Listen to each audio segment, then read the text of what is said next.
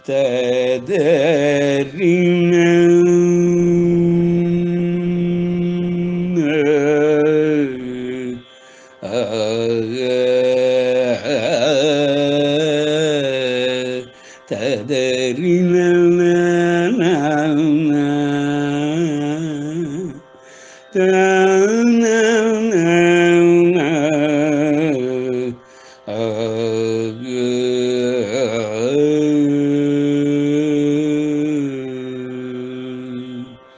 ಕಥಾ ಶ್ರವಣ ಮಾಡೋ ಕಥಾ ಶ್ರವಣ ಮಾಡೋ ಹರಿಕಥಾ ಶ್ರವಣ ಮಾಡೋ ಮಾಡೋ ಹರಿಕಥಾ ಶ್ರವಣ ಮಾಡೋ ಮಾಡೋ ಹರಿಕಥಾ ಶ್ರವಣ ಮಾಡೋ ಮಾಡೋ ಹರಿಕಥಾ ಶ್ರವಣ ಮಾಡೋ ಮಾಡೋ ಪಥ ವೈಕುಂಠಕ್ಕಿದು ನೋಡೋ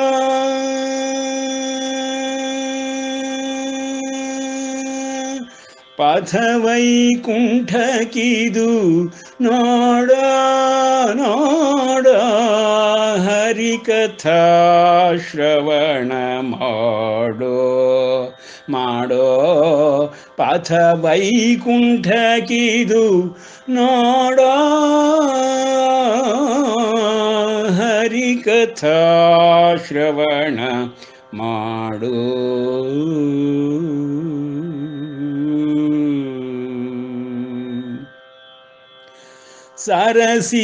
ಸರಸಿಜನಾಭನ ಸರ್ವದಾ ಪೊಗಳುತ್ತ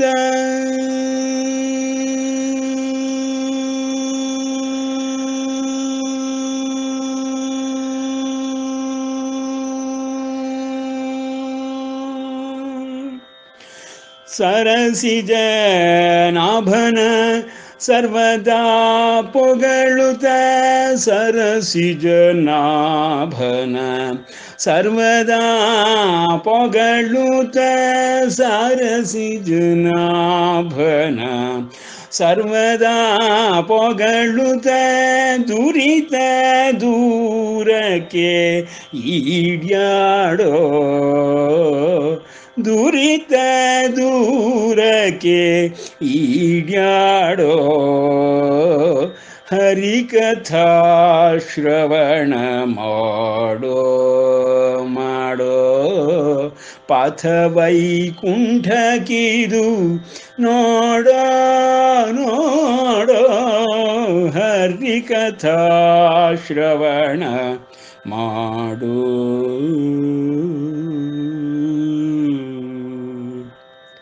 ಪತಿತ ಪಾವನನ ಪಾದಾಬ್ಜದಲ್ಲಿ ಪತಿತ ಪಾವನನ ಪಾದಾಬ್ಜದಲ್ಲಿ ಪತಿತ ಪಾವನನ ಪಾದಾಬ್ಜದಲ್ಲಿ ಪತಿತ ಪಾವನನ ಪಾದಾಬ್ಜದಲ್ಲಿ ಹಿತವಾದ ಭಕುತಿಯ ಮಾಡೋ ಹಿತವಾದ ಭಕುತಿಯ ಮಾಡೋ ಹರಿಕಥಾ ಶ್ರವಣ ಮಾಡೋ ಮಾಡೋ ಪಥ ವೈಕುಂಠಕ್ಕಿದು ನೋಡೋ ನೋಡೋ ಹರಿಕಥಾ ಶ್ರವಣ ಮಾಡೋ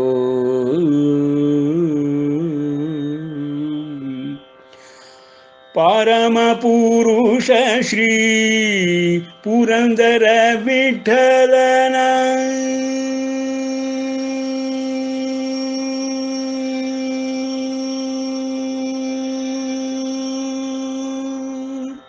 ಪರಮ ಪುರುಷ ಶ್ರೀ ಪುರಂದರ ವಿಠಲನ ಪರಮ ಪುರುಷ ಶ್ರೀ ಪುರಂದರ ವಿಠಲನ ಪರಮ ಪುರುಷ ಶ್ರೀ ಪುರಂದರ ವಿಠಲನ ಪರಮ ಪುರುಷ ಶ್ರೀ ಪುರಂದರ ವಿಠಲನ ಪರಮ ಪುರುಷ ಶ್ರೀ ಪುರಂದರ ವಿಠಲನ ಪರಮ ಪುರುಷ ಶ್ರೀ ಪುರಂದರ ವಿಠಲನ ಪರಮ ಪುರುಷ ಶ್ರೀ ಪುರಂದರ ವಿಠಲನ ಚರಣ ಕಮಲದಲ್ಲಿ ಕೂಡೋ ಚರಣ ಕಮಲದಲ್ಲಿ ಕೂಡೋ ಚರಣ ಕಮಲದಲ್ಲಿ ಕೂಡೋ ಹರಿಕಥಾ ಶ್ರವಣ ಮಾಡೋ ಮಾಡೋ ಪಥ ವೈಕುಂಠಕ್ಕಿದು ನೋಡೋ ನೋಡೋ ಹರಿಕಥಾ ಶ್ರವಣ ಹರಿಕಥಾ ಶ್ರವಣ ಹರಿಕಥಾ ಶ್ರವಣ ಮಾಡು.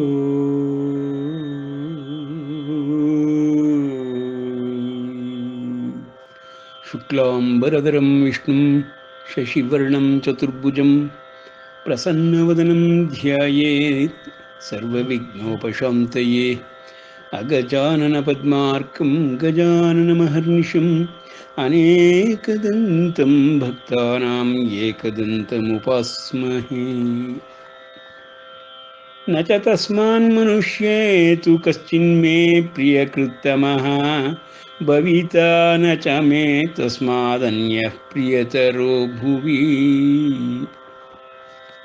ಅಂಬ ತ್ವಾಮನುಸಂದಧಾಮಿ ಭಗವದ್ಗೀತೆ ಭವದ್ವೇಷಿಣೀ. ಇದುವರೆಗೆ ನಾವು ಭಗವದ್ಗೀತಾ ಅಭ್ಯಾಸದ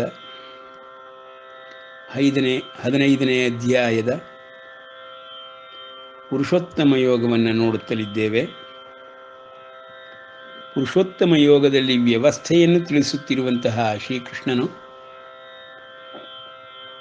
ದಿವ್ಯ ವ್ಯವಸ್ಥೆಯು ಅಶ್ವತ್ಥ ವೃಕ್ಷದಂತೆ ಬೇರುಗಳು ಅಂತರಿಕ್ಷದಲ್ಲಿಯೂ ಮತ್ತು ಕಾಂಡ ಸಸ್ಯ ಮರ ಹೂವು ಎಲೆ ಹಣ್ಣು ಮುಂತಾದವುಗಳೆಲ್ಲವೂ ಈ ಮರ್ತ್ಯಲೋಕದಲ್ಲಿಯೂ ಇರುವುದೆಂದು ಒಂದು ಉದಾಹರಣೆಯನ್ನು ಕೊಡುವುದರ ಮೂಲಕವಾಗಿ ವ್ಯವಸ್ಥೆಯನ್ನೇ ತಿಳಿಸುತ್ತಿದ್ದಾನೆ. ವ್ಯವಸ್ಥೆಯನ್ನು ಅರ್ಥ ಮಾಡಿಕೊಳ್ಳಬೇಕಾದರೆ ನಾವು ಮೊದಲನೇ ಅಧ್ಯಾಯದಿಂದಲೇ ಸ್ವಲ್ಪ ನೋಡಬೇಕು. ಆ ಕಾರಣದಿಂದ ಮೊದಲನೇ ಅಧ್ಯಾಯವಾದ ಅರ್ಜುನ ವಿಷಾದ ಯೋಗವನ್ನು ಆರಂಭಿಸಿ ಮೊದಲನೇ ಅಧ್ಯಾಯದ ಕೊನೆಯ ಶ್ಲೋಕಕ್ಕೆ ಬಂದಿದ್ದೇವೆ.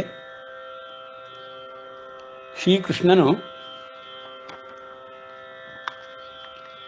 ಮೊದಲನೇ ಅಧ್ಯಾಯದಲ್ಲಿ ಇದುವರೆಗೆ ಯಾವ ಒಂದು ಮಾತನ್ನು ಹೇಳಿಲ್ಲ. ಸಂಜಯನು ಧೃತರಾಷ್ಟ್ರನಿಗೆ ತಿಳಿಸುವುದರ ಮೂಲಕವಾಗಿ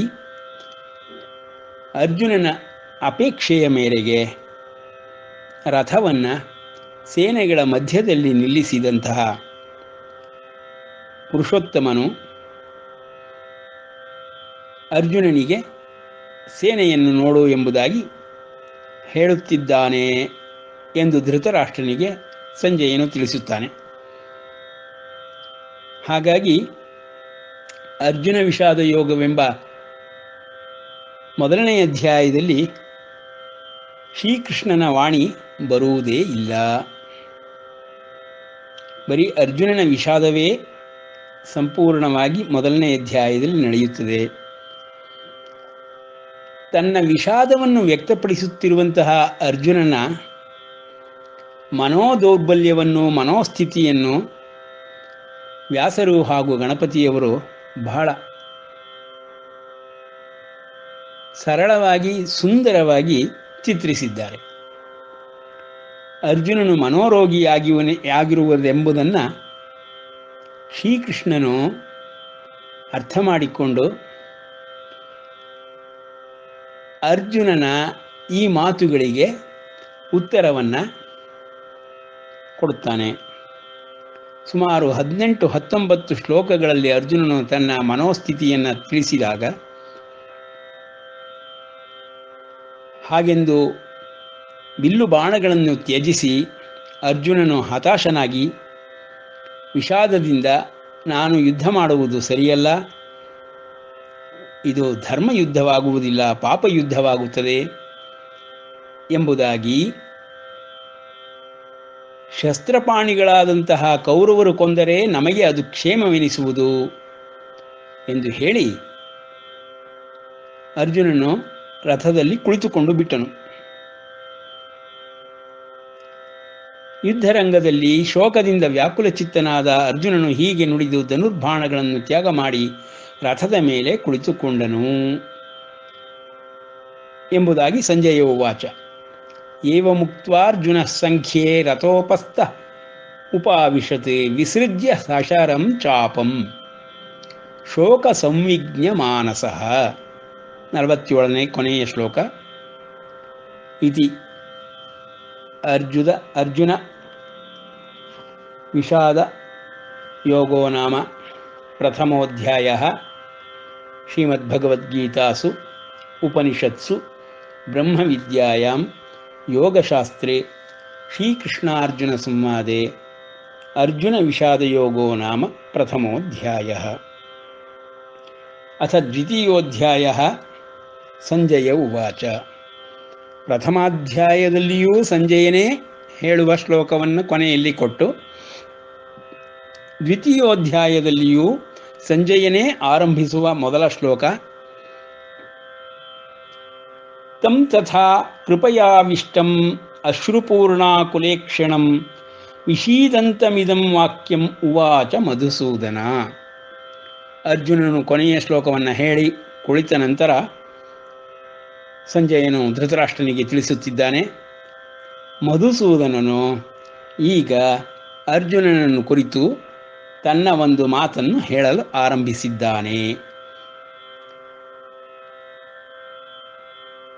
ಅರ್ಜುನನ ಸ್ಥಿತಿ ಮರುಕಕ್ಕೆ ಒಳಗಾಗಿದ್ದಾನೆ, ಕಣ್ಣೀರು ತುಂಬಿಕೊಂಡಿದ್ದಾನೆ ಮತ್ತು ಶೋಕ ಸಂವಿಜ್ಞ ಮಾನಸಃ ಎಂದು ಕೊನೆಯ ಶ್ಲೋಕದಲ್ಲಿ ತಿಳಿಸಿದಂತೆ ಶೋಕದಿಂದ ವ್ಯಾಕುಲ ಚಿತ್ತನಾಗಿ ಯುದ್ಧವನ್ನೇ ಆಡಬಾರದೆಂಬ ನಿರ್ಧಾರವನ್ನು ಮಾಡಿ ಶ್ರೀಕೃಷ್ಣನಿಗೆ ತನ್ನ ಮನೋಸ್ಥಿತಿಯನ್ನು ತೋರಿಸಿ ಅದಕ್ಕೆ ಧರ್ಮವೇ ಕಾರಣವೆಂಬುದಾಗಿ ಅವನು ತಿಳಿದಂತಹ ಧರ್ಮವ್ಯಾಖ್ಯೆಯನ್ನು ತಿಳಿಸಿ ಸಮಜಾಯಿಷಿಗಳನ್ನು ಕೊಟ್ಟು ಯುದ್ಧವಾಡದಿರುವುದೇ ಲೇಸು, ಅದು ಸಜ್ಜನರ ಲಕ್ಷಣವಾಗುತ್ತದೆ ಎಂಬುದಾಗಿ ಕೃಷ್ಣನಿಗೆ ಹೇಳಿದ ನಂತರ 2ನೇ ಅಧ್ಯಾಯದಲ್ಲಿ ಕೃಷ್ಣನು ಅರ್ಜುನನ 18-19 ಶ್ಲೋಕಗಳ ಶೋಕಕ್ಕೂ ಮತ್ತು ಅವನ ಮನೋಸ್ಥಿತಿಗೂ 2 ಶ್ಲೋಕಗಳಲ್ಲಿ ಉತ್ತರಿಸುತ್ತಾನೆ. ಸರಿಯಾಗಿ ಗಮನಿಸಿದರೆ ಆ 2 ಶ್ಲೋಕವೇ ಸಂಪೂರ್ಣವಾಗಿ ಅರ್ಜುನನಂತಹ ಮಹಾತಪಸ್ವಿಗೆ ಸಾಕು, ಎಲ್ಲವನ್ನೂ ತಿಳಿಸಿದಂತೆ. ಏಕೆಂದರೆ ಕೃಷ್ಣನನ್ನು ಅವನು ಅತ್ಯಂತ ಹತ್ತಿರದಿಂದ ನೋಡಿದಂತಹ ವ್ಯಕ್ತಿ. ಅರ್ಜುನನು ಕೃಷ್ಣನು ಸಖರಂತೆಯೇ ಇರುವಂಥವರು. ಶ್ರೀಕೃಷ್ಣನು ಸಾರಥಿಯಾಗಿರುವುದರಿಂದಲೂ ಅರ್ಜುನನ ಜೊತೆಯಲ್ಲಿಯೇ ಸದಾ ಇರುವುದರಿಂದಲೂ ಶ್ರೀಕೃಷ್ಣನು ಆಡಿದ 2 ಶ್ಲೋಕಗಳು ಅರ್ಜುನನಿಗೆ ಸಾಕಾಗಿತ್ತು. ಆದರೆ ಆ 2 ಶ್ಲೋಕಗಳಿಂದ ಅರ್ಜುನನು ಯುದ್ಧಕ್ಕೆ ಏಳುವುದಿಲ್ಲ. ತನ್ನ ಒಂದು ಮನೋದೌರ್ಬಲ್ಯವನ್ನು ತ್ಯಜಿಸುವುದೂ ಇಲ್ಲ. ಅವನು ಹೇಳಿರುವಂತಹ ಧರ್ಮ ವ್ಯಾಖ್ಯೆಯು ಸರಿಯಾಗಿಯೇ ಇದೆ ಎಂಬ ಅರ್ಥದಲ್ಲಿಯೇ ಮತ್ತೆ ಮಾತನ್ನು ಮುಂದುವರಿಸುತ್ತಾನೆ. ಇಷ್ಟರಲ್ಲಿಯೇ ಶ್ರೀಕೃಷ್ಣನು ಎಲ್ಲವನ್ನೂ ತಿಳಿದುಕೊಂಡು ಎರಡೇ ಶ್ಲೋಕದಲ್ಲಿ ಭಗವದ್ವಾಣಿಯಿಂದ ಹೇಳುತ್ತಾನೆ. ಕುತಸ್ತ್ವಾ ಕಶ್ಮಲಮಿದಂ.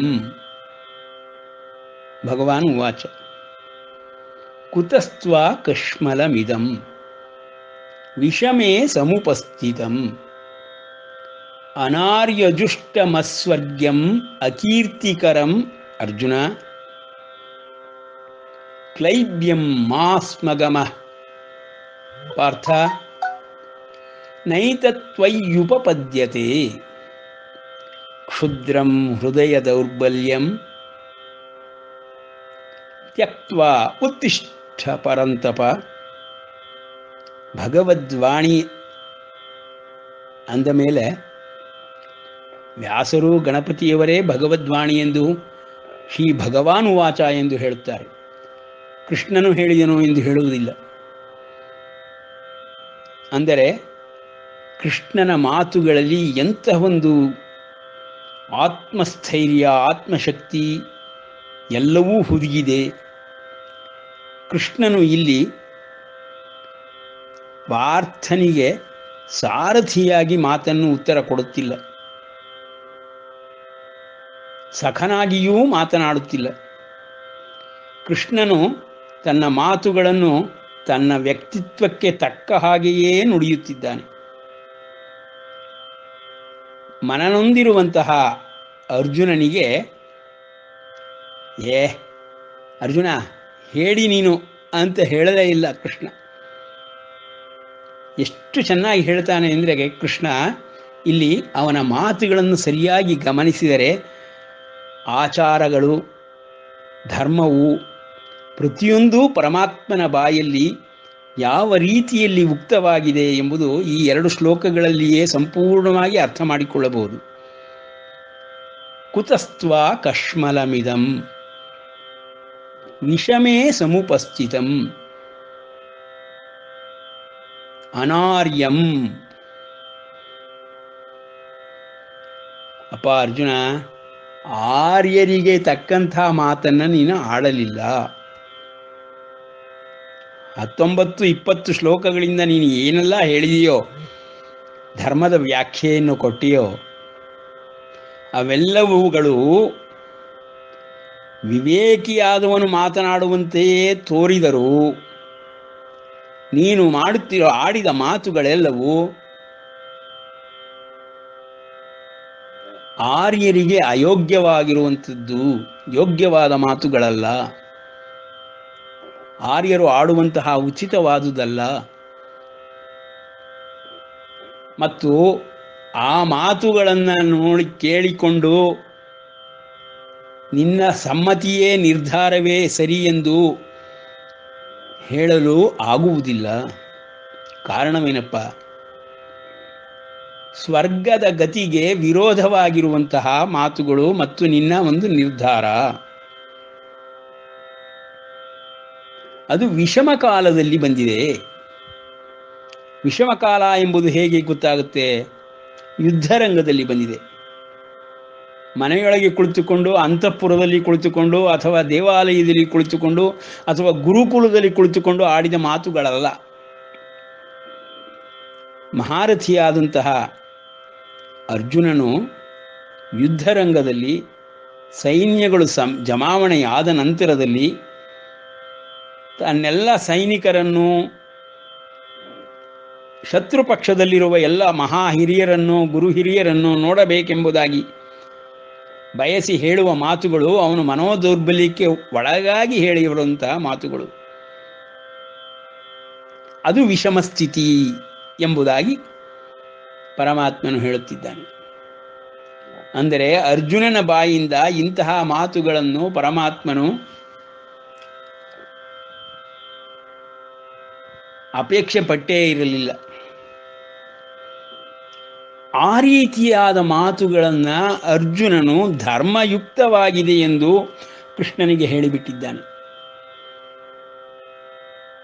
ಅವನ ಮಾತುಗಳನ್ನು 3 ಪದಗಳಲ್ಲಿಯೇ ಪರಮಾತ್ಮನು ತಳ್ಳಿ ಹಾಕಿಬಿಡುತ್ತಾನೆ. ವಿಷಮ ಕಾಲದಲ್ಲಿ ನೀನು ಇಂಥ ಮಾತುಗಳನ್ನು ಆಡಿದೀಯಾ, ಅದು ಅನಾರ್ಯವು. ಅಜುಷ್ಟಂ ಸ್ವರ್ಗಮಕೀರ್ತಿಕರಂ, ಸ್ವರ್ಗಕ್ಕೆ ಹೋಗುವುದಂಥ ಒಂದು ಯುದ್ಧರಂಗದಲ್ಲಿ ಯುದ್ಧವಾಡುವಂತಹ ಸತ್ಕರ್ಮವನ್ನು ಮಾಡುವ ಬದಲು ಕೆಟ್ಟ ಹೆಸರನ್ನು,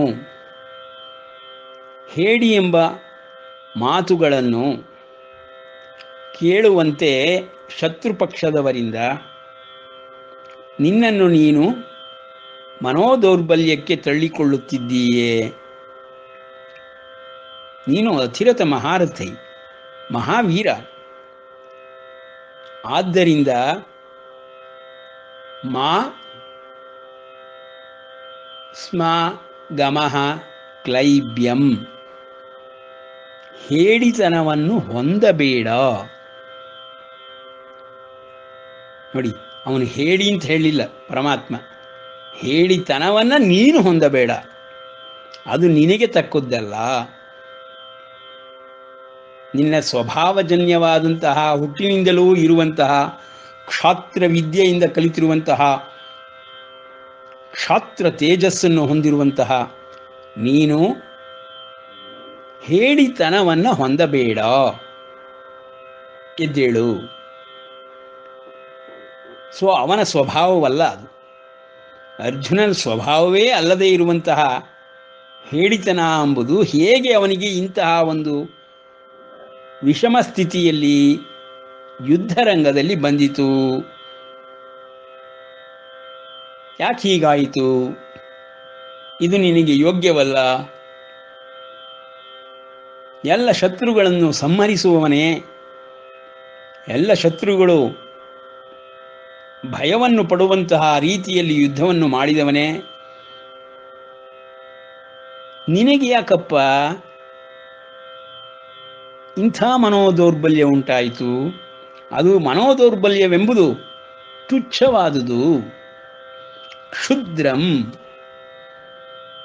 ಮನೋದೌರ್ಬಲ್ಯವೆಂಬುದೇ ಕ್ಷುದ್ರಂ, ಹೃದಯ ದೌರ್ಬಲ್ಯಂ. ತ್ಯಕ್ತ್ವಾ, ಬಿಟ್ಬಿಡು, ಅದು ನಿನಗೆ ತಕ್ಕದ್ದಲ್ಲ. ಅದು ಇಂಥ ವಿಷಮ ಸ್ಥಿತಿಯಲ್ಲಿ ಬಿಟ್ಟು ಎದ್ದೇಳುಪ್ಪ, ಹೇಳು, ಯುದ್ಧ ಕರ್ಮವನ್ನು ಮಾಡುವುದಕ್ಕೆ ಸಿದ್ಧನಾಗು ಎಂಬುದಾಗಿ ಅವನ ಮನೋದೌರ್ಬಲ್ಯವನ್ನು ಪರಮಾತ್ಮನು ಸರಿಯಲ್ಲವೆಂದು ಹೇಳಿ ಅರ್ಜುನನನ್ನು ಹೇಳಿಯಲ್ಲ, ಇದು ನಿನಗೆ ವಿಷಮ ಸ್ಥಿತಿಯಲ್ಲಿ ಬಂದಿರುವಂತಹ ಒಂದು ಕ್ಷುದ್ರವಾದ ಮನೋದೌರ್ಬಲ್ಯ, ನಿನಗೆ ತಕ್ಕುದಲ್ಲಪ್ಪ. ನೀನು ಆಡಿದ ಮಾತುಗಳು ಯಾವುವೂ ಸರಿಯಲ್ಲ. ಆದ ಕಾರಣದಿಂದ ಎದ್ದೇಳು ಎಂಬುದಾಗಿ ಹುರಿದುಂಬಿಸುವುದರ ಮೂಲಕ ಭಗವಂತನು ಎರಡೇ ಶ್ಲೋಕಗಳಲ್ಲಿ ಅರ್ಜುನನನ್ನು ಯುದ್ಧಕ್ಕೆ ಸನ್ನದ್ಧನಾಗುವಂತೆ ಮಾಡಲು ಉಪಕ್ರಮಿಸುತ್ತಾನೆ. ಆದರೆ ಅರ್ಜುನನ ಮನೋದೌರ್ಬಲ್ಯವೆಂಬುದು ಎಷ್ಟರ ಮಟ್ಟಿಗೆ ಅವನ ಮೇಲೆ ತನ್ನ ಪ್ರಭಾವವನ್ನು ಬೀರಿದೆ ಎಂದರೆ,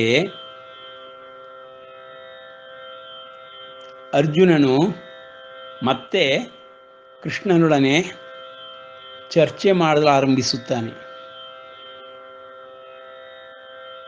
ಅರ್ಜುನ ಉವಾಚ, ಕಥಂ ಭೀಷ್ಮಮಹಂ ಸಂಖ್ಯೆ ದ್ರೋಣಂಚ ಮಧುಸೂದನ ಇಷುಭಿಃ ಪ್ರತಿಯೋತ್ಸ್ಯಾಮಿ ಪೂಜಾರ್ಹಾರ್ ವರಿಸೂದನ ಗುರೂನ್ ಹತ್ವಾ ಹಿ ಮಹಾನುಭಾವಾನ್ ಶ್ರೇಯೋ ಭೋಕ್ತುಂ ಭೈಕ್ಷ್ಯಮಪೀಹ ಲೋಕೆ ಹತ್ವಾರ್ಥಕಾಮಾಂಸ್ತು ಗುರೂನಿಹೈವ ಭುಂಜೀಯ ಭೋಗಾನ್ ರುಧಿರ ಪ್ರದಿಗ್ಧಾನ್ ನ ಚೈತದ್ವಿದ್ಮಃ ಕತರನ್ನೋ ಗರೀಯೋ ಯದ್ವಾ ಜಯೇಮ ಯದಿ ವಾ ನೋ ಜಯೇಯುಃ ಯಾನೇವ ಹತ್ವಾ ನ ಜೀಜೀವಿಷಾಮಃ.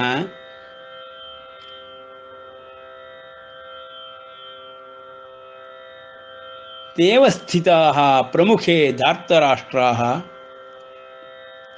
ಅಪ್ಪ, ಇವ್ರುಗಳನ್ನೆಲ್ಲ ಹೇಗಪ್ಪ ಕೊಲ್ಲಿ ನಾನು? ಏಳು ಯುದ್ಧ ಆಡು ಅಂತ ಹೇಳ್ತೀಯಲ್ಲ ಕೃಷ್ಣ, ಅದು ಎಲ್ಲ ಗುರು ಹಿರಿಯರುಗಳು. ಅವ್ರುಗಳನ್ನೆಲ್ಲ ನಾನು ಕೊಂದು ಏನಪ್ಪ ನನಗೆ ಒಳ್ಳೇದಾಗುತ್ತೆ? ಭಿಕ್ಷೆ ಬಿಡೋದಾದರೂ ಒಳ್ಳೆಯದ ಮಾರ್ಗ ಅಲ್ವೇ? ಗುರು ಹಿರಿಯನ್ನೆಲ್ಲಾದರೂ ಕೊಲ್ಲೋದುಂಟ? ನನಗೇ ವಿದ್ಯೆಯನ್ನು ಹೇಳಿಕೊಟ್ಟಂಥ, ಯುದ್ಧ ವಿದ್ಯೆಯನ್ನು ಹೇಳಿಕೊಟ್ಟಂಥ ಗುರುಗಳೆಲ್ಲ ಶತ್ರು ಪಕ್ಷದಲ್ಲಿ ನಿಂತ್ಕೊಂಡಿದ್ದಾರೆ. ಅವರುಗಳೆಲ್ಲರೂ ಅರ್ಥಾಪೇಕ್ಷಿಗಳಾಗಿದ್ದಾರೆ. ದುರ್ಯೋಧನನ ಅಧರ್ಮವನ್ನು ಲೆಕ್ಕಿಸದೆ ರಾಜ್ಯಾಕಾಂಕ್ಷಿಗಳಾಗಿ ನಿಂತುಕೊಂಡಿದ್ದಾರೆ. ಅಂಥ ಗುರುಗಳನ್ನು ಕೊಂದರೆ ರಕ್ತಲಿಪ್ತವಾದಂತಹ ಭೋಗಗಳನ್ನು ಈ ಲೋಕದಲ್ಲಿ ನಾವು ಅನುಭವಿಸಬೇಕಾಗತ್ತೆ. ಅವ್ರುಗಳನ್ನೆಲ್ಲ ಯಾಕಪ್ಪ ಕೊಲ್ಲಬೇಕು? ಹೇಗಪ್ಪ ಕೊಲ್ಲಬೇಕು? ಹೇಗೆ ನಾನು ಪ್ರಾಣಗಳಿಂದ ಅವರ ಪಾದಗಳಿಗೆ ಹೂಗಳಿಂದ ಪೂಜೆ ಮಾಡುವಂಥ ಒಂದು ಔದಾರ್ಯವನ್ನು ತೋರಿಸಬೇಕಾಗಿದ್ದವನು ಬಾಣಗಳಿಂದ ಅವರನ್ನು ನೋಯಿಸಬೇಕೇ? ಅರ್ಜುನನಿಗೆ ಇನ್ನೂ ಹೃದಯ ದೌರ್ಬಲ್ಯವಾಗಲಿ ಮೋಹವಾಗಲಿ ಬಿಟ್ಟಿಲ್ಲ. ಧರ್ಮಾಧರ್ಮಗಳ ವಿವೇಚನೆಯನ್ನೇ ತಪ್ಪು ತಪ್ಪಾಗಿ ಹೇಳಲು ಆರಂಭಿಸಿದ್ದಾನೆ. ಇದು ಮನೋದೌರ್ಬಲ್ಯದ ಒಂದು ಅವಸ್ಥೆ. ಯಾವಾಗ ಮನಸ್ಸೆಂಬುದು ಕೆಟ್ಟು ಹೋಗುತ್ತದೆಯೋ, ಮುಂದಿನ ಶ್ಲೋಕಗಳಲ್ಲಿ ಬರುತ್ತದೆ, ಆ ಮನಸ್ಸೆಂಬುದು ಬುದ್ಧಿಯನ್ನು ಭ್ರಮಣೆ ಮಾಡುತ್ತದೆ. ಕ್ರೋಧಾತ್ ಭವತಿ ಸಮ್ಮೋಹ, ಸಮ್ಮೋಹಾತ್ ಸ್ಮೃತಿ ವಿಭ್ರಮ, ಸ್ಮೃತಿಭ್ರಂಶಾತ್ ಬುದ್ಧಿನಾಶ. ಈ ರೀತಿ ಅರ್ಜುನನಿಗೆ ಉಂಟಾಗುತ್ತಿದೆ. ಸಮ್ಮೋಹಾತ್ ಸ್ಮೃತಿ ವಿಭ್ರಮ,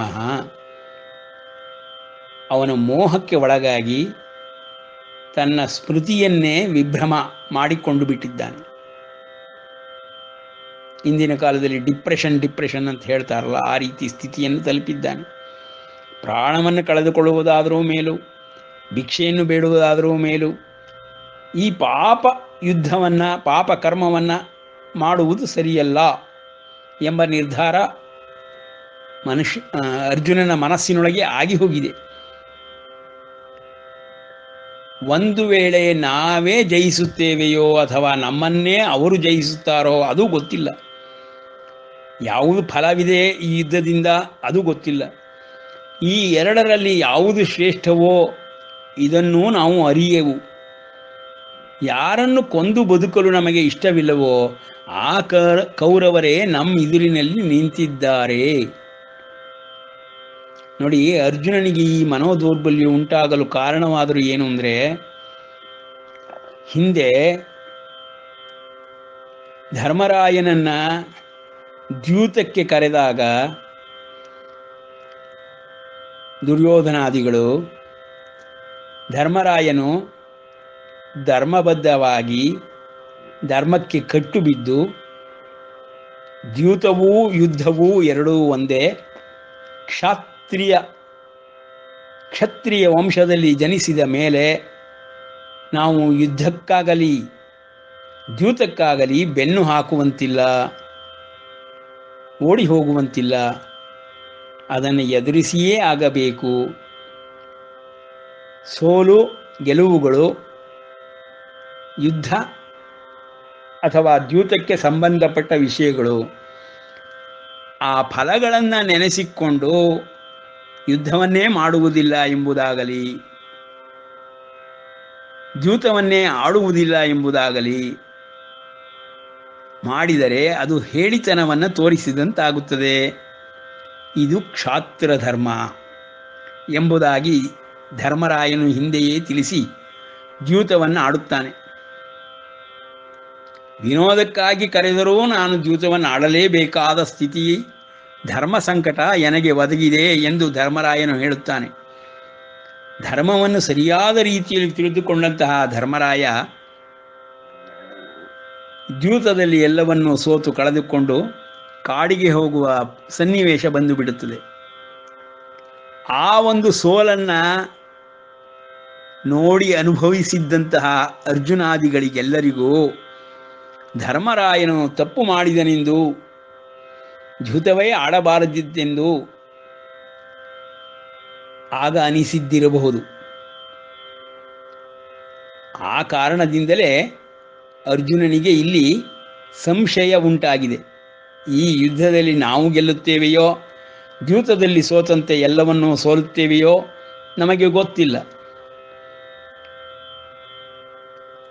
ಆ ಕಾರಣದಿಂದ ಯಾರನ್ನ ನಾವು ಕೊಂದುಬಿಟ್ಟು ಈ ರಾಜ್ಯವನ್ನು ತಗೊಳ್ಬೇಕು ಅಂದ್ಕೊಂಡಿದ್ದೀವೋ ಅವ್ರುಗಳೇ ಗುರು ಹಿರಿಯರುಗಳು ನಿಂತಿದ್ದಾರೆ, ರಾಜ್ಯದ ಅಪೇಕ್ಷೆಯನ್ನು ಇಟ್ಕೊಂಡು ಬಂದು ನಿಂತಿದ್ದಾರೆ, ದುರ್ಯೋಧನನ ಪಕ್ಷವನ್ನು ವಹಿಸಿಕೊಂಡು ನಿಂತಿದ್ದಾರೆ. ಆದ್ದರಿಂದ ಇದು ಆಡದೇ ಇರೋದೇ ಒಳ್ಳೆಯದು ಎಂಬುದಾಗಿ ಅರ್ಜುನ ಮನೋದೌರ್ಬಲ್ಯಕ್ಕೆ ಒಳಗಾಗಿದ್ದಾನೆ. ಇಂಗ್ಲಿಷ್ನಲ್ಲಿ ಒನ್ಸ್ ಬಿಟನ್ ಟ್ವೈಸ್ ಶೈ ಅಂತ ಹೇಳುವಂತೆ ಒಮ್ಮೆ ದ್ಯೂತದಲ್ಲಿ ಎಲ್ಲವನ್ನೂ ಕಳೆದುಕೊಂಡಿರುವುದರಿಂದ ಅರ್ಜುನನಿಗೆ ಮನೋದೌರ್ಬಲ್ಯ ಉಂಟಾಗಿದೆ. ದೈನ್ಯವೆಂಬ ದೋಷದಿಂದ ಕುಂದಿದಂತಹ ಸ್ವಭಾವವುಳ್ಳವನಾಗಿ, ಧರ್ಮದ ವಿಷಯದಲ್ಲಿ ಮೂಢವಾದ ಮನಸ್ಸುಳ್ಳವನಾಗಿ ನಿನ್ನನ್ನು ಪ್ರಶ್ನೆ ಮಾಡುತ್ತಿದ್ದೇನೆ. ನೋಡಿ, ಅರ್ಜುನನಿಗೆ ಆ 2 ಶ್ಲೋಕದಿಂದಲೇ ಎಲ್ಲವೂ ತಿಳಿದು ಹೋಯಿತು. ತನ್ನ ಅವಿವೇಕದ ಮಾತುಗಳು ಕೃಷ್ಣ ಸರಿಯಾಗಿ ಸ್ವೀಕರಿಸಲಿಲ್ಲ. ತಾನು ಕೊಟ್ಟ ಸಮಜಾಯಿಷಿಗಳು ಯುದ್ಧವಾಡದೇ ಇರುವುದಕ್ಕೆ ಸರಿಯಲ್ಲವೆಂದು ಒಂದೇ ಮಾತಿನಲ್ಲಿ ಶ್ರೀಕೃಷ್ಣನು ಖಂಡಿಸಿಬಿಟ್ಟಿದ್ದಾನೆ. ಆದುದರಿಂದ ನಾನು ಯುದ್ಧವಾಡದೆ ಬೇರೆ ಗತ್ಯಂತರವಿಲ್ಲ. ಆ ಕಾರಣದಿಂದ ಕೃಷ್ಣನಿಗೆ ಕೊನೆಯದಾಗಿ ಮನೋದೌರ್ಬಲ್ಯ ಎಂದು ಹೇಳುವುದರ ಬದಲು ಯುದ್ಧ ಮಾಡುವುದು ಬೇಡವೆಂಬುದಾಗಿ ಹೇಳಿದರೂ ಕೃಷ್ಣನು ಕೇಳಲಿಲ್ಲವಲ್ಲ. ಆದುದರಿಂದ ತನ್ನ ಧರ್ಮದ ಪರಿವ್ಯಾಖ್ಯೆ ಸರಿಯಾದುದಲ್ಲ. ಇದನ್ನ ಧರ್ಮವನ್ನು ಸರಿಯಾಗಿ ತಿಳಿದುಕೊಳ್ಳಲೇಬೇಕಾಗಿರುವಂತಹ ಸಂದಿಗ್ಧ ಸ್ಥಿತಿ ಉಂಟಾಗಿದೆ. ಆದುದರಿಂದ ಯುದ್ಧಕರ್ಮವನ್ನು ಮಾಡುವುದು ಧರ್ಮದ ಚೌಕಟ್ಟಿನಲ್ಲಿ ಸರಿಯೇ ಎಂಬುದಾಗಿ ನನಗೆ ಧರ್ಮವನ್ನೇ ಬೋಧನೆ ಮಾಡು ಎಂದು ಕೃಷ್ಣನನ್ನು ಕೇಳುತ್ತಾನೆ. ಅಂದರೆ ಅರ್ಜುನನ ವ್ಯಕ್ತಿತ್ವ ಎಷ್ಟು ಹೀನ ಸ್ಥಿತಿಗೆ ಬಂದಿದೆ, ಅವನ ಮನೋದೌರ್ಬಲ್ಯ ಅವನನ್ನು ಎಷ್ಟು ಕುಂಠಿತನನ್ನಾಗಿ ಮಾಡಿದೆ. ಧರ್ಮದ ವ್ಯಾಖ್ಯೆಯನ್ನೇ ಸರಿಯಾಗಿ ಮಾಡಲಿಲ್ಲವಲ್ಲ. ನಾನು ಇಷ್ಟು ಸಮಜಾಯಿಷಿಗಳನ್ನು ಕೊಟ್ಟರೂ ಧರ್ಮವೇ ಸರಿಯಲ್ಲವೆಂದು, ಧರ್ಮದ ಪ್ರಕಾರ ಯುದ್ಧವಾಡುವುದು ತಪ್ಪೆಂದು, ಎಲ್ಲ ಗುರು ಹಿರಿಯರನ್ನು ಕೊಲ್ಲುವುದು ತಪ್ಪೆಂದು ಕೃಷ್ಣನು ಒಪ್ಪಿಕೊಳ್ಳಲಿಲ್ಲವಲ್ಲ. ಹಾಗಾದರೆ ನಾ ತಿಳಿದ ಧರ್ಮಕ್ಕಿಂತ ಬೇರೆಯಾದ ಧರ್ಮವೇ ಇದೆ. ಅದು ಕೃಷ್ಣ ಆ ಧರ್ಮದ ಬುದ್ಧಿಯಿಂದಲೇ ಈ ರೀತಿ ನನ್ನನ್ನು ಯುದ್ಧಕ್ಕೆ ಎದ್ದೇಳು ವಿಷಮ ಸ್ಥಿತಿ ಎಂದು ಹೇಳಿದ್ದಾನೆ. ಆ ಕಾರಣದಿಂದ ಧರ್ಮವನ್ನು ಅವನು ಅಧಿಕವಾಗಿ ತಿಳಿದುಕೊಂಡಿದ್ದಾನೆ. ಹಿಂದೆ ಧರ್ಮರಾಯನೊಡನೆ ಇದ್ದಾಗಲೂ ಧರ್ಮವನ್ನು ಸಂಪೂರ್ಣವಾಗಿ ಬಲ್ಲಂತಹ ಅಣ್ಣನಾದಂತಹ ಧರ್ಮರಾಯನ ಮಾತುಗಳನ್ನು ಕೇಳುವುದರಲ್ಲಿ ನಾನು ವಿಫಲನಾದೆ. ಧರ್ಮರಾಯನ ಮೇಲೆ ಅನುಮಾನಗಳನ್ನು ವ್ಯಕ್ತಪಡಿಸಿದೆ. ಧರ್ಮರಾಯನ ಧರ್ಮವನ್ನು ಸರಿಯಲ್ಲವೆಂದೂ ತಿಳಿದಿದ್ದೆ. ಆಗ ಕೃಷ್ಣ ಏನನ್ನು ಹೇಳದೇ ಇದ್ದವನು ಈಗ ಧರ್ಮದ ವ್ಯಾಖ್ಯೆಯನ್ನು ಸರಿಯಲ್ಲವೆಂದು ಹೇಳುತ್ತಿದ್ದಾನೆಂದರೆ ಕೃಷ್ಣನು ಧರ್ಮರಾಯನಂತೆಯೇ ಸಂಪೂರ್ಣ ಧರ್ಮವನ್ನು ತಿಳಿದುಕೊಂಡಿರುವಂಥವನು, ಧರ್ಮಬೋಧೆಯನ್ನು ಮಾಡಲು ಸರಿಯಾದವನು. ನನ್ನ ಯೋಗ್ಯತೆ ಅಯೋಗ್ಯತೆಯನ್ನು ವರ್ಣಿಸಿದ್ದಾನೆಂದರೆ 2 ಶ್ಲೋಕದಲ್ಲಿಯೇ ಶ್ರೀಕೃಷ್ಣನೇ ಸರಿಯಾದ ವ್ಯಕ್ತಿ. ಧರ್ಮನಂದನಂತೆ ಧರ್ಮವನ್ನು ತಿಳಿದುಕೊಳ್ಳಲು ಇವನನ್ನೇ ಗುರುವನ್ನಾಗಿ ಆರಿಸಿಕೊಳ್ಳಬೇಕು. ಆಗಷ್ಟೇ ಕೃಷ್ಣನು ಎಲ್ಲವನ್ನೂ ತಿಳಿಸುವನು. ನಾನು ಸಖನೆಂದು, ನನ್ನ ಜೊತೆಯಲ್ಲಿಯೇ ಯುದ್ಧವಾಡುವಂತಹ ಒಬ್ಬ ಯೋಧನೆಂದು ಕೃಷ್ಣನನ್ನು ಸಾರಥಿ ಎಂದು ತಿಳಿದುಕೊಂಡಿದ್ದೆ. ಅವೆಲ್ಲವೂ ತಪ್ಪಾಗಿದೆ. ಈಗ ಶ್ರೀಕೃಷ್ಣನನ್ನು ನಾನು ಗುರುವಿನ ಸ್ಥಾನದಲ್ಲಿ ಇಟ್ಟು ಅವನನ್ನು ಬೇಡಿಕೊಳ್ಳಲೇಬೇಕು. ಇಲ್ಲವಾದರೆ ಈ ಒಂದು ಮನೋದೌರ್ಬಲ್ಯದಿಂದ ಹೊರಬರಲಾಗುವುದಿಲ್ಲ ಎಂಬುದಾಗಿ ಅರ್ಜುನನು ತನ್ನ ವಿವೇಕವನ್ನು ಜಾಗೃತಗೊಳಿಸಿ ಶ್ರೀಕೃಷ್ಣನಿಗೆ ಶರಣು ಬಂದು ಮುಂದಿನ ಶ್ಲೋಕದಲ್ಲಿ ಧರ್ಮಬೋಧೆಯನ್ನು ಮಾಡಬೇಕೆಂದು ಕೇಳಿಕೊಳ್ಳುತ್ತಾನೆ. ಅರ್ಜುನನ ಪರಿವರ್ತನೆ ಸಂಪೂರ್ಣವಾಗಿ ಆಗಿ ಹೋಯಿತು. ಈ 2 ಶ್ಲೋಕಗಳಲ್ಲಿಯೇ ಕೃಷ್ಣನನ್ನು ಅವನು ಅರ್ಥ ಮಾಡಿಕೊಂಡು ಬಿಟ್ಟ. ಶ್ರೀಕೃಷ್ಣನು ಪಾರ್ಥ ಸಾರಥಿಯಲ್ಲ, ಅವನು ಧರ್ಮಬೋಧೆಯನ್ನು ಮಾಡಬಲ್ಲಂತಹ ಮಹಾಧರ್ಮಜ್ಞಾನಿ, ಧರ್ಮಜನ ಸಮನಾಗಿಯೂ ತಿಳಿದುಕೊಂಡಿರುವಂತಹ ಇಂತಹ ಧರ್ಮಜ್ಞಾನಿಯನ್ನು ನಾನು ಬೇಡಿಕೊಂಡರೆ ನನಗೆ ಅವನು ಖಂಡಿತವಾಗಿಯೂ ದಾರಿ ತೋರಿಸುವನು. ಧರ್ಮಾಧರ್ಮಗಳನ್ನು ನಾನು ನಿಶ್ಚಯಿಸಲಾರದೆ ಹೋದೆ. ಯುದ್ಧದಲ್ಲಿ ಎಷ್ಟೇ ವೀರನಾದರೂ, ಅಸ್ತ್ರಶಸ್ತ್ರಗಳನ್ನು ಹೊಂದಿರುವವನಾದರೂ ಮನೋಯುದ್ಧದಲ್ಲಿ ಮನೋದೌರ್ಬಲ್ಯಕ್ಕೆ ಒಳಗಾಗಿದ್ದೇನೆ ಎಂಬುದನ್ನು ಅರ್ಥ ಮಾಡಿಕೊಂಡು ತಕ್ಷಣವೇ ಕೃಷ್ಣನಿಗೆ ಈ ರೀತಿ ಹೇಳ್ತಾನೆ. ಕಾರ್ಪಣ್ಯ ದೋಷೋಪಹತ ಸ್ವಭಾವ ಪೃಚ್ಛಾಮಿ ತ್ವಾಂ ಧರ್ಮ ಸಮ್ಮೂಢಚೇತಾ ಯಚ್ಛ್ರೇಯ ಸ್ಯಾನ್ನಿಶ್ಚಿತಂ ಬ್ರೂಹಿ ತನ್ಮೇ ಶಿಷ್ಯಸ್ತೇಹಂ ಶಾಧಿ ಮಾಂ ತ್ವಾಂ ಪ್ರಪನ್ನಂ. ಎಷ್ಟು ಚೆನ್ನಾಗಿದೆ ಈ ಪದಗಳು.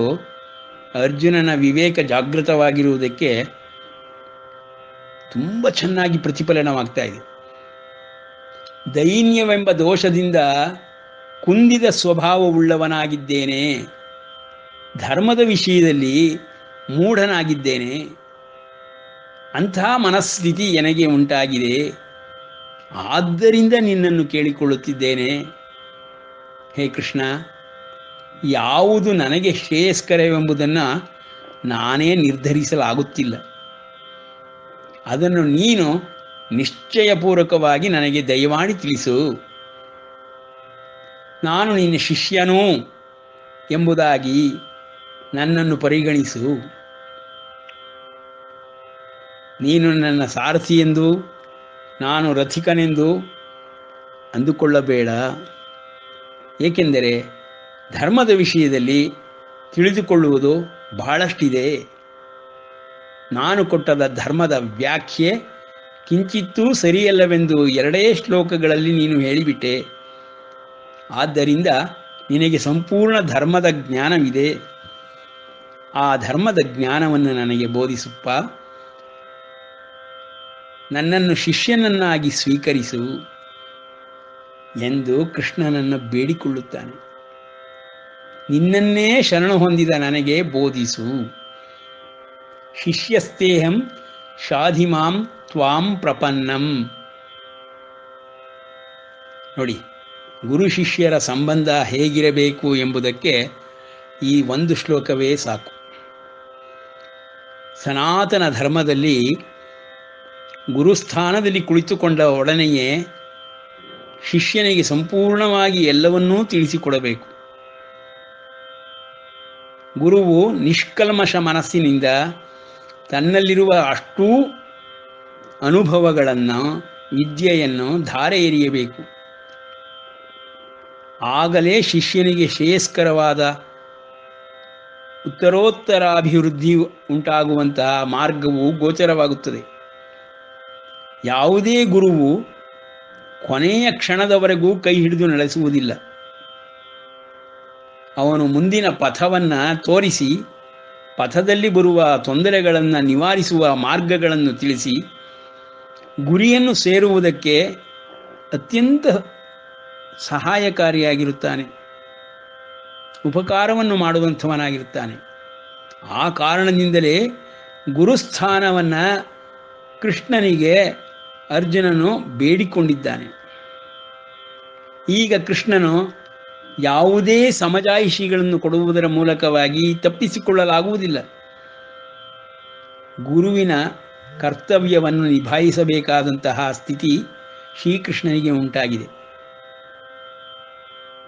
ಆ ಕಾರಣದಿಂದಲೇ ಶ್ರೀಕೃಷ್ಣನು ಸಂಪೂರ್ಣ ಧರ್ಮವನ್ನು ಅರ್ಜುನನ ವ್ಯಾಖ್ಯೆಯಂತೆ ಸರಿಯಲ್ಲವೆಂದು ಸರಿಯಾದ ಧರ್ಮದ ಒಂದು ವ್ಯವಸ್ಥೆಯನ್ನು ತಿಳಿಸಲು ಉದ್ಯುಕ್ತನಾಗುತ್ತಾನೆ.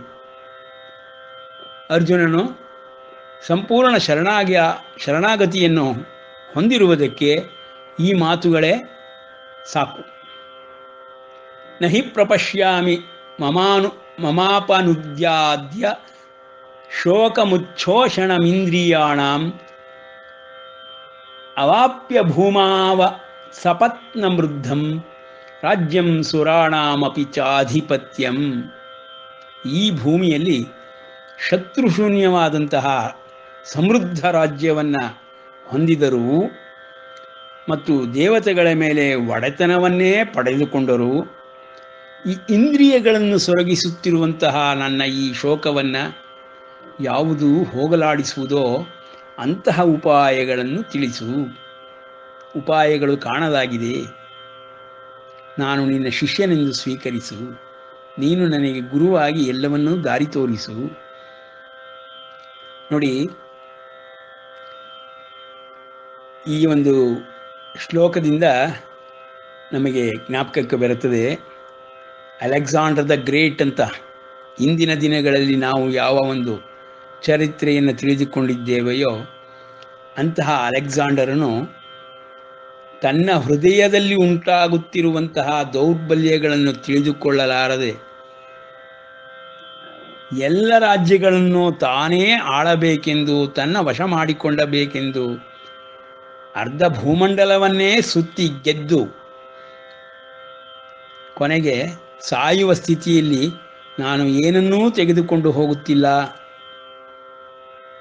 ಯಾವುದೂ ನನ್ನದಾಗಿ ಬರುತ್ತಿಲ್ಲ ನನ್ನ ಜೊತೆಯಲ್ಲಿ ಎಂಬ ವೇದಾಂತದ ಮಾತುಗಳನ್ನು ಹೇಳುತ್ತಾನೆಂದು ಕೇಳಿಬಲ್ಲೆವು. ಆ ರೀತಿಯಲ್ಲಿಯೇ ಯಾರು ಒಳಗಿನ ಶತ್ರುಗಳನ್ನು ಗೆಲ್ಲಲಾರನೋ ಅವನು ಇಡೀ ಭೂಮಂಡಲವನ್ನೇ ಗೆದ್ದರು, ಎಲ್ಲ ಶತ್ರುಗಳನ್ನು ನಿರ್ನಾಮ ಮಾಡಿದರು. ಅಂತರಂಗವನ್ನು ತಾನು ಗೆಲ್ಲಲಾರದೆ ಹೋದರೆ ಅವನು ಯಾವ ರೀತಿಯಲ್ಲಿಯೂ ಧೀರನಾಗಲಿ ಶೂರನಾಗಿ ಆಗಲಿ ಆಗುವುದಿಲ್ಲ. ನಿಜವಾದ ಅರ್ಥದಲ್ಲಿ ಧೀರ, ಶೂರ, ವೀರ್ಯವಂತ ಎನಿಸಿಕೊಳ್ಳಬೇಕಾದರೆ ತನ್ನ ಮನಸ್ಸನ್ನು ತಾನು ತನ್ನ ಒಳಗಿನ ಅಂತರಂಗದ ದೌರ್ಬಲ್ಯಗಳನ್ನು ಗೆಲ್ಲಲೇಬೇಕು ಎಂಬುದನ್ನು ಅರ್ಜುನನು ಇಲ್ಲಿ ತಿಳಿಸುತ್ತಿದ್ದಾನೆ. ಇಡೀ ಭೂಮಂಡಲವನ್ನೇ ಗೆದ್ದರು, ಸಕಲ ಶತ್ರುಗಳನ್ನು ದಮನ ಮಾಡಿದರು, ಸಮೃದ್ಧವಾದ ರಾಜ್ಯವನ್ನು ಹೊಂದಿದರು, ದೇವತೆಗಳ ಮೇಲೆಯೇ ಒಡೆತನವನ್ನು ಸಾಧಿಸಿದರು. ಈ ಇಂದ್ರಿಯಗಳನ್ನು ಸೊರಗಿಸುತ್ತಿರುವಂತಹ ಇಂದ್ರಿಯಗಳನ್ನು, ಈ ನನ್ನ ಶೋಕವನ್ನು ಹೋಗಲಾಡಿಸಲಾರದು. ಯಾವುದಪ್ಪ ಹೋಗಲಾಡಿಸುತ್ತೆ? ಅಂತರಂಗದ ಶೋಕವನ್ನು, ಇಂದ್ರಿಯಗಳ ಸೊರಗುವಿಕೆಯನ್ನು. ಅದು ಧರ್ಮ ಒಂದೇ ಸಾಧ್ಯ. ಅದಕ್ಕೆ ಧರ್ಮದ ಉಪಾಯಗಳನ್ನು ನೀನು ತಿಳಿಸಿಕೊಡು ಎಂಬುದಾಗಿ ಅರ್ಜುನನು ತನ್ನ ಅಂತರಂಗದಲ್ಲಿ ನಡೆದಿರುವಂತಹ ಸಕಲ ದೌರ್ಬಲ್ಯವನ್ನು ಕೃಷ್ಣನಿಗೆ ಹೇಳಿಕೊಂಡು ಈ ಒಂದು ಮನೋಸ್ಥಿತಿಗೆ ಕಾರಣವಾಗಿರುವಂತಹ ಉಪಾಯಗಳನ್ನು ಹೊರಬರಲು ತಿಳಿಸಿಕೊಡು ಎಂದು ಬೇಡುತ್ತಿದ್ದಾನೆ. ಈ ವಿಷಯಗಳನ್ನು ಸಂಜಯನು ಧೃತರಾಷ್ಟ್ರನಿಗೆ ತಿಳಿಸುತ್ತಾನೆ. ಶತ್ರುತಾಪನ್ನಾದ ಅರ್ಜುನನು ಈ ಪ್ರಕಾರ ಕೃಷ್ಣನಿಗೆ ತಿಳಿಸಿ, ನಾರಾಯಣ, ನಾನು ಯುದ್ಧ ಮಾಡುವುದಿಲ್ಲ ಎಂದು ಗೋವಿಂದನಿಗೆ ಹೇಳಿ ಸುಮ್ಮನಾಗುತ್ತಾನೆ. ಎಲೆ ಧೃತರಾಷ್ಟ್ರ, ಎರಡು ಸೇನೆಗಳ ಮಧ್ಯದಲ್ಲಿ ವಿಷಾದ ಪಡುತ್ತಿರುವಂತಹ ಅರ್ಜುನನನ್ನು ಕುರಿತು ಶ್ರೀಕೃಷ್ಣನು ನಗುತ್ತಿರುವವನಂತೆ ಈ ಮಾತನ್ನು ಹೇಳುತ್ತಾನೆ. ಏವ ಮುಕ್ತ್ವಾ ಹೃಷೀಕೇಶಂ ಗುಡಾಕೇಶ ಪರಂತಪ ನ ಯೋತ್ಸ್ಯ ಇತಿ ಗೋವಿಂದ ಮುಕ್ತ್ವಾ ತೂಷ್ಣೀಂ ಬಭೂವಃ ತಮುವಾಚ ಹೃಷೀಕೇಶ ಪ್ರಹಸನ್ನಿವ ಭಾರತ. ನೋಡಿ, ಸಂಜಯನ ಬಾಯಲ್ಲಿ ಯಾವ ರೀತಿಯ ಮಾತುಗಳನ್ನು ಬರೆಸ್ತಿದ್ದಾರೆ ವ್ಯಾಸ ಋಷಿಗಳು ಅಂದರೆ, ತಮ್ ಉವಾಚ ಹೃಷೀಕೇಶ ಪ್ರಹಸನ್ನಿವ ಭಾರತ. ಕೃಷ್ಣ ಎಷ್ಟು ಹಗುರವಾಗಿ ತೆಗೆದುಕೊಳ್ಳಬೇಕು ಎಂಬುದಕ್ಕೆ ಪ್ರಹಸನ್ನಿವ, ಅಯ್ಯೋ ನಕ್ಕು ಬಿಡಪ್ಪ, ಎಲ್ಲ ಸಮಸ್ಯೆಯೂ ಹೊರಟೋಗುತ್ತೆ, ನಕ್ಕು ಬಿಟ್ಟು ಸಮಸ್ಯೆಗಳನ್ನು ಎದುರಿಸು ಅಂತ ಕೃಷ್ಣ ತಾನೇ ನಕ್ಕು ತೋರಿಸ್ತಾ ಇದ್ದಾನೆ, ನಗುತ್ತಾ ಇದ್ದಾನೆ ಕೃಷ್ಣ. ಇದು ಸಮಸ್ಯೆಯೇ ಅಲ್ಲ, ಅಷ್ಟು ಘೋರವಾದ ಕಷ್ಟವೇ ಅಲ್ಲ, ಆದರೆ ನೀನು ಕಷ್ಟ ಅಂದುಕೊಂಡ್ಬಿಟ್ಟಿದೀಯಾ, ಅದು ಮನೋದೌರ್ಬಲ್ಯವನ್ನು ಉಂಟು ಮಾಡಿದೆ. ಈ ಪಾಪ ಪ್ರಜ್ಞೆ ಎಂಬುದು ಅದೇ ರೀತಿಯಲ್ಲಿ ಮನಸ್ಸನ್ನೇ ಸಂಪೂರ್ಣವಾಗಿ ನಾಶ ಮಾಡಿಬಿಡುತ್ತದೆ. ಅದು ಪಾಪ ಪ್ರಜ್ಞೆಯನ್ನು ಮಾಡಿ ಆದ ಮೇಲೆ ಆದರೆ ಪಶ್ಚಾತ್ತಾಪ ಉಂಟು. ಪಾಪವನ್ನೇ ಮಾಡದೆ ಪಾಪ ಪ್ರಜ್ಞೆಯ ಬಗ್ಗೆ ಕಲ್ಪನೆಯನ್ನು ಮಾಡಿಕೊಂಡು ಅರ್ಜುನನು ತನ್ನ ಮನಸ್ಸಿನ ಸ್ಥಿತಿಯನ್ನು ಕಳೆದುಕೊಂಡಿದ್ದಾನೆ ಎಂಬುದಾಗಿ ಕೃಷ್ಣನು ಉಪಾಯಗಳನ್ನು ಹೇಳಿಕೊಡುತ್ತಾನೆ. ಈ ಮಾತುಗಳನ್ನು ಕೇಳಿದ ಧೃತರಾಷ್ಟ್ರನಿಗೆ ಬಹಳ ಸಂತೋಷವೇ ಆಗಿರಬೇಕು. ಕಾರಣವೇನೆಂದರೆ, ಯುದ್ಧವಾಡುವುದಕ್ಕೆ ಮೊದಲೇ ಅರ್ಜುನನು ಬಿಲ್ಲು ಬಾಣಗಳನ್ನು ತ್ಯಾಗ ಮಾಡಿಬಿಟ್ಟರೆ, ಯುದ್ಧವೇ ನಡೆಯದೇ ಹೋದರೆ ತನ್ನ ಮಕ್ಕಳಾದ ದುರ್ಯೋಧನಾದಿಗಳೆಲ್ಲರೂ ಉಳಿದುಕೊಳ್ಳುತ್ತಾರೆ, ರಾಜ್ಯವನ್ನು ಬೇಡುವುದಿಲ್ಲ, ಯುದ್ಧವನ್ನೂ ಆಡುವುದಿಲ್ಲ ಎಂಬುದಾಗಿ ಬಹಳ ಹರ್ಷಿತನಾಗಿದ್ದಿರಬಹುದು. ಅದು ಒಂದು ರೀತಿಯ ಮನೋದೌರ್ಬಲ್ಯವೇ ಸರಿ. ಧೃತರಾಷ್ಟ್ರನೂ ಮೋಹಿತನಾಗಿದ್ದಾನೆ, ಅದೇ ರೀತಿಯಲ್ಲಿ ಅರ್ಜುನನೂ ಇಲ್ಲಿ ಮೋಹಗೊಂಡು ಗುರು ಹಿರಿಯರನ್ನು ಕೊಲ್ಲಲಾರೆ ಎಂದು ಹೇಳುತ್ತಲಿದ್ದಾನೆ. ಎರಡು ಪ್ರಕಾರಗಳಲ್ಲಿಯೂ ಮನೋದೌರ್ಬಲ್ಯದ ಅವಸ್ಥೆಗಳೇ ಕಂಡುಬರುತ್ತದೆ. ಮನಸ್ಸು ಎಂಬುದು